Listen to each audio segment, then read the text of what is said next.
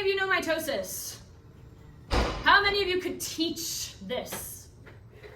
Awesome. Okay, so maybe I'll just have some of you sub in for me today for certain parts of this. Actually, no, your students have learned mitosis multiple times before. Oh. They'll say they don't know it.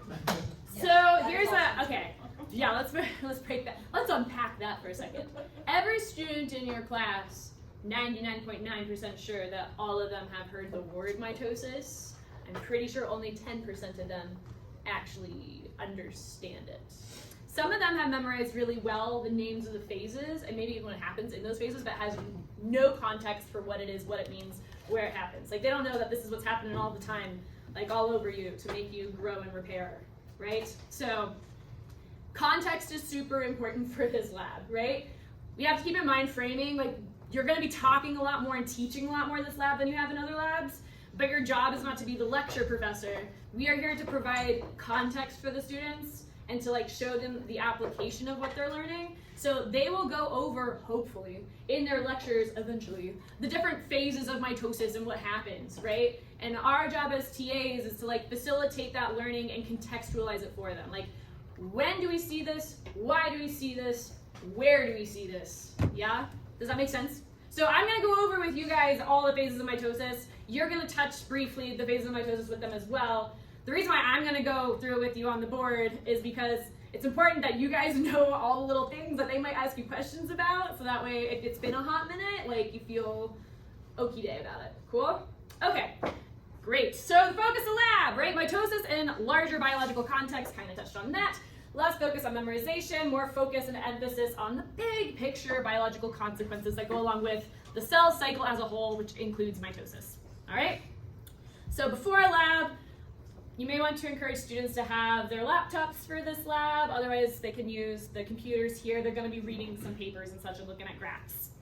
And then I always recommend drawing out the phases of mitosis like on the board, just because for your visual learners, we all know that everyone is actually an all type of learners. But for people that prefer the visuals, super helpful to have colors and for it to kind of go step by step, because it gives them time to actually process the information when it's kind of a lot of information. So sometimes when we have stuff on the screen and we're just clicking through, they don't have actually time to like record what we're saying. So this kind of forces you to like slow down just a titch. All right, as always, contact information, take attendance, and then go over whatever you feel is relevant to you and your crew before getting started. All the usual stuff. I also usually recommend having a timeline somewhere written up on your whiteboard so that way the students know what to expect. So how many parts are there to this lab? FYI, TAs are supposed to read the labs before coming to the meetings. 4! Beautiful! Well done, bonus points. Thank you very much. Okay, so functions of mitosis. What's one function of mitosis? Why does it happen?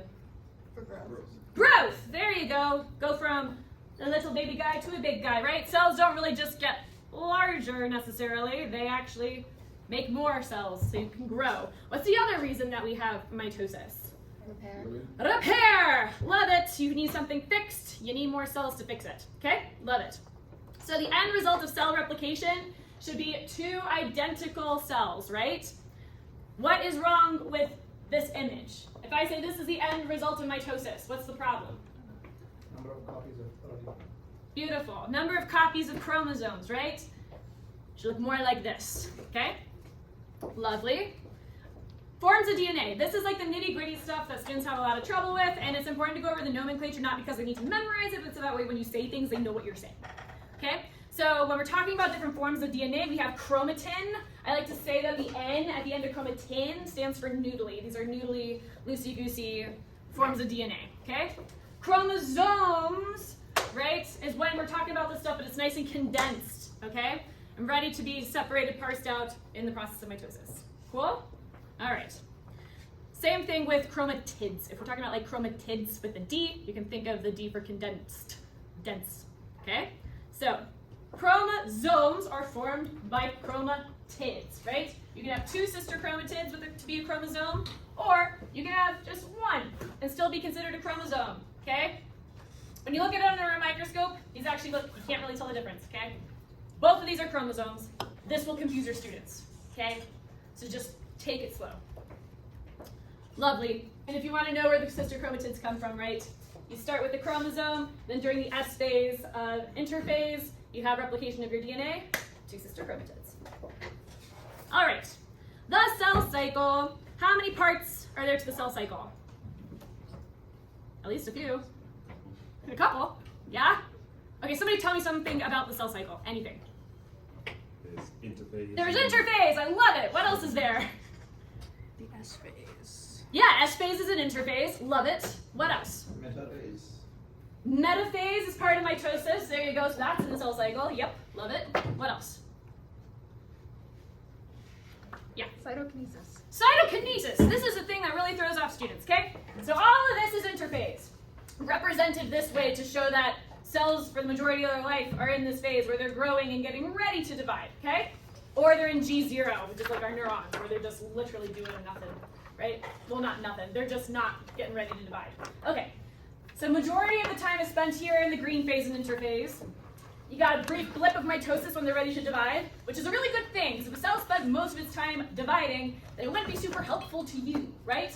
If your lung tissue, like the cells that make up your lung tissue, are always dividing and not, functioning for your lungs, you'd have a really hard time breathing. That'd stink.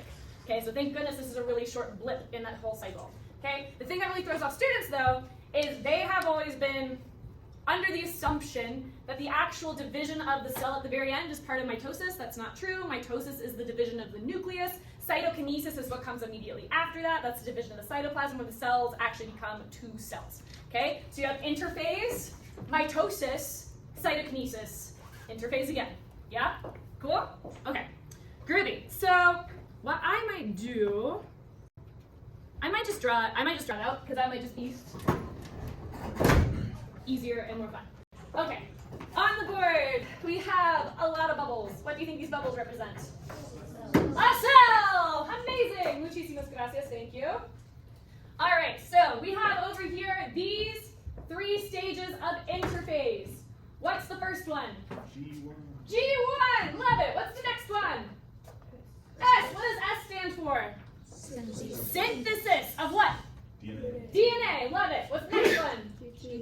Lovely. What if you have a cell like a neuron that's just kind of free floating, not getting ready to divide, so it doesn't need this S phase thing? What do we call that phase? G0. G0. Over here. We're not going to worry about him. Okay.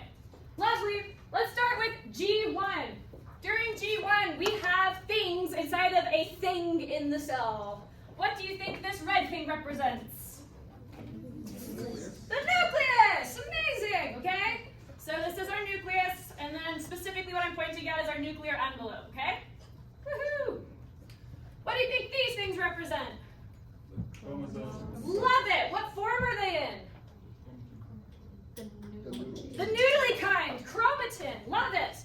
We're going to say, let 2 of these guys represent 46, because I don't want to draw 46.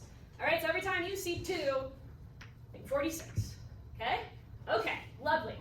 So, which one do we want to be from the maternal versus paternal lineage?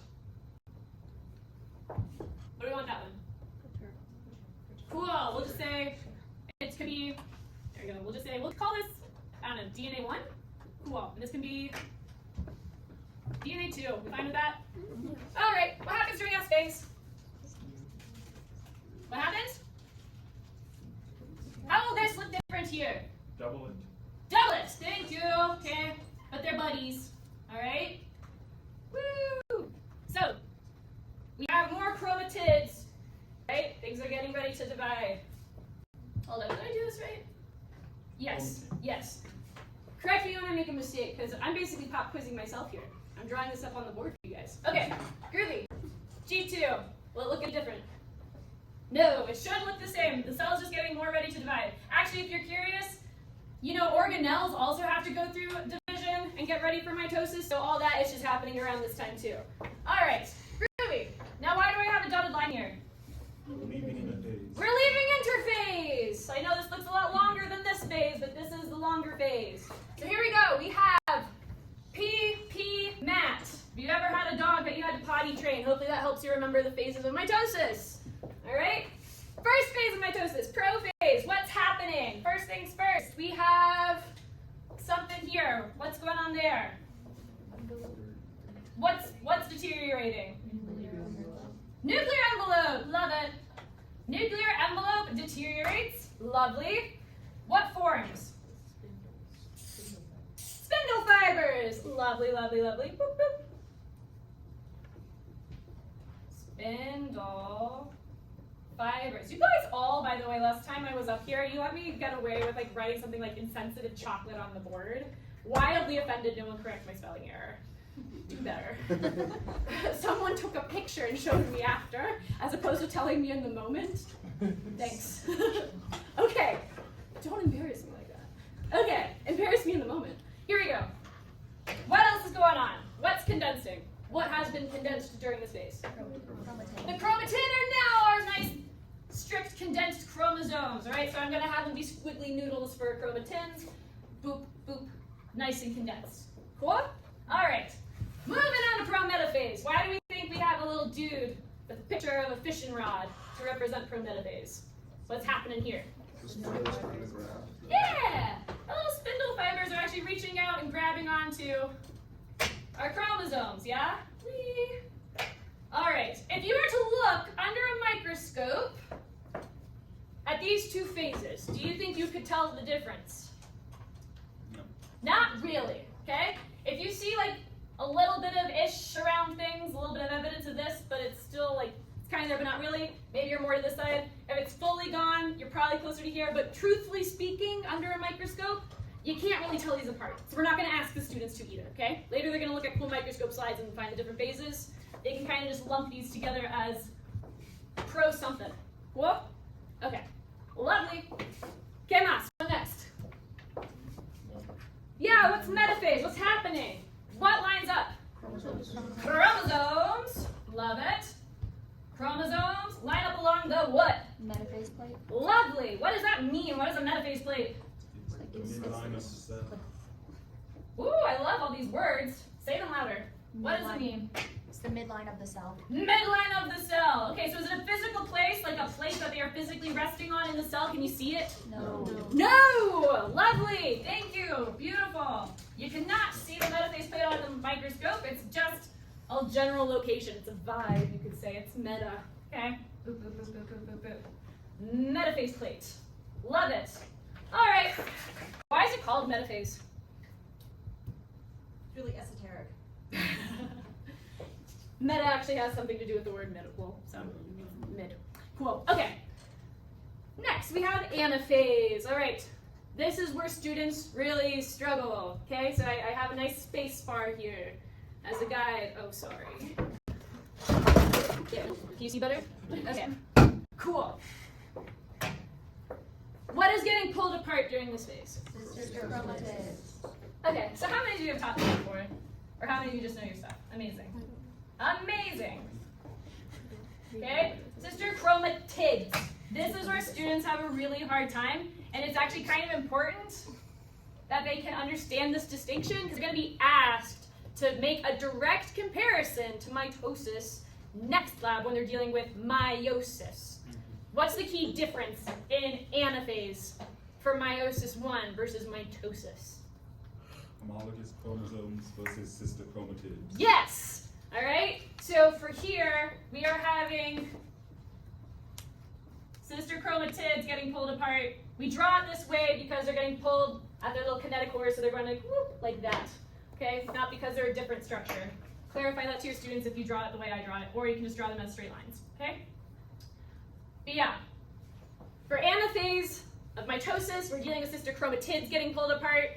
For anaphase of meiosis 1, full-on chromosomes, right? Homologous chromosomes are getting separated, okay? Ruby. Telophase! What reforms during telophase? The nuclear envelope! Amazing. Okay? That's these guys. What else happens? DNA decondenses. It begins to, right? So we have now we have these little dudes. I'm going to represent them this way. Whoop. And each of our cells. Woo. All right. Pull to the poles. Nuclear envelopes reforming. If we're dealing with an animal cell, what do we call this thing that we see under a microscope when they're starting to pinch off? Cleavage furrow. Cleavage furrow! One of the best phrases in biology. What if it was a plant cell? So it looks kind of like that instead. Cell plate. Cell plate, okay? So if they're looking at a plant cell, which they're gonna be, we're looking at onion root tip cells, okay? when you talk about this whole process and you're talking about cleavage row forms, pinches, buds off, right? They won't see that, all right? That's just for animal cells. For plant cells, it looks a lot more blocky. And so when you have stuff forming, it's gonna look kind of like you have like dark lines forming like that, and then you can gradually see things kind of filling in the middle. That's your cell plate, okay? All good so far? Groovy. All right. Again, this is where students get confused, right? So, mitosis is the division of what? Yep, the nucleus. Whoop. Someone needs to fix me. Okay. Cytokinesis is the division of what? The cell and the cytoplasm. Cytoplasm, beautiful. Nice. I know that somewhere online it says mitosis is the division of DNA. I would be cautious with that. It's technically the division of the nucleus, and the reason we use that phrasing is just because when you say division of DNA, they'll think that you're actually meaning like you have a strand of DNA and you're cutting it in half. And that's not what's happening. We're separating sister chromatids. And so like we understand that's what we mean when we say that, but they won't understand that's what we mean when we say that. Does that make sense? Okay, great. So whoever said that, you're not wrong. Just we got like one more. Okay. So now we've gone through cytokinesis. Telophase is over. Cytokinesis has happened. So we are outside of mitosis again. What do we have here? Daughter cells. Thank you. Beautiful, right? So they'll be condensed briefly and then quickly decondense. So we'll end up with something like this, and then like this, okay? How does this compare to where we started? It should be identical. The whole point is that it's identical. That's a really important thing to mention and to emphasize because, again, next week they're learning in comparatives, right? If you have a lung tissue that needs to be repaired and your cells go through mitosis in your lungs to repair that lung tissue, and the produced cells are not identical to the old cells, meaning you get stomach tissue in your lungs, why would that be a problem? Cancer. Oh, for a lot of reasons, right? Yeah. I mean, sure, we could call that cancer. It's definitely not supposed to be there. I mean, but does that make sense? Okay, cool. So after you're done with this whole process, I'd go over the nomenclature, and not before because it'll confuse them, right? So when I say that, I mean, tell them after this is done, we call this the parent cell. I'm video recording this, by the way. We call this the parent cell. We call these the daughter cells, okay? These should be identical to that. Once this happens,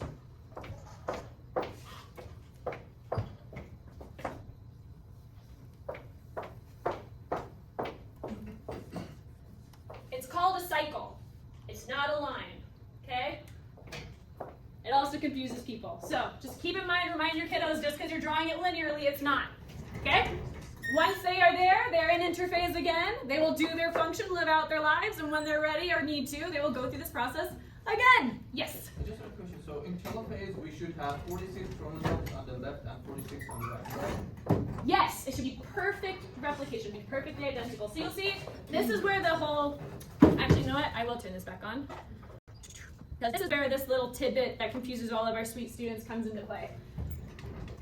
Sister chromatids separate, but they have their own centromeres. These are each considered chromosomes, even though they look different from this. Yeah, it's just like a different configuration, but here you go. The reason why we have to remind our estudiantes that this are the same things, essentially they just look different, right? One just has a duplicate sister chromatid to be ready to separate during mitosis, is so that way when we get to here, it's very clear that they have the same number of chromosomes that they started with. Very good question. Yeah, so once they get to this point, we refer to them now once again as chromosomes. Is that okay? It's like, we're grad students and it's still like, I mean, how many of you feel like you could, like, if I erased this, you could do this from start to finish, all the things, no prompting, right? Unless you've been here for like, you know, a hot second. I'm looking at all of our friends. Okay, feeling good? Okay, questions? Because I know when I started here as a TA like over half a decade ago, I needed a refresher, right? Yes. A common thing that I say common happens like once a class usually that students will ask is how come mitosis and cytokinesis are separate? I just like to tell them some cells can do mitosis without cytokinesis and other cells do cytokinesis without mitosis. So we consider them separate things that 99% of the time happen together.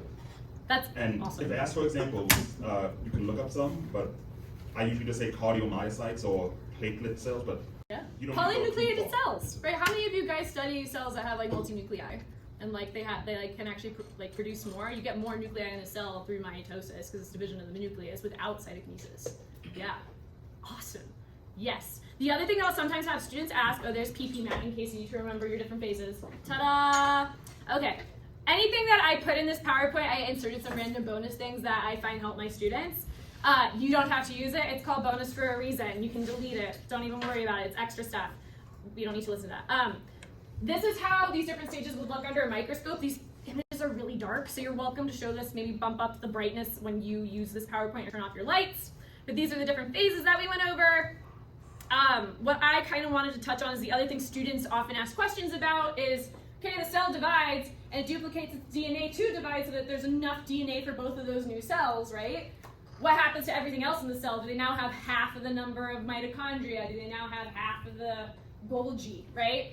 The answer is no. All that stuff also happens during this process. Why we don't teach it in school, who knows? But if they're curious about it, I made a 3-minute video that you can show them or send to them if they ask you that and you just don't have time to address it. Sound good? Okay. So we don't need to go over that. But in case any of your students are curious, I always have at least one student a year that asks me, so figured I'd just throw it in there. All right, so that's the background info. This is the stuff that I would go over with them before getting started, so that way they have context when they're answering their discussion questions later. We feeling solid there? Any questions surrounding this stuff before moving into the actual parts lab? How are we doing on time? I don't have a clock up here. 10:40. 10:40? Jesus Christ, okay, here we go. Observing mitosis. The first part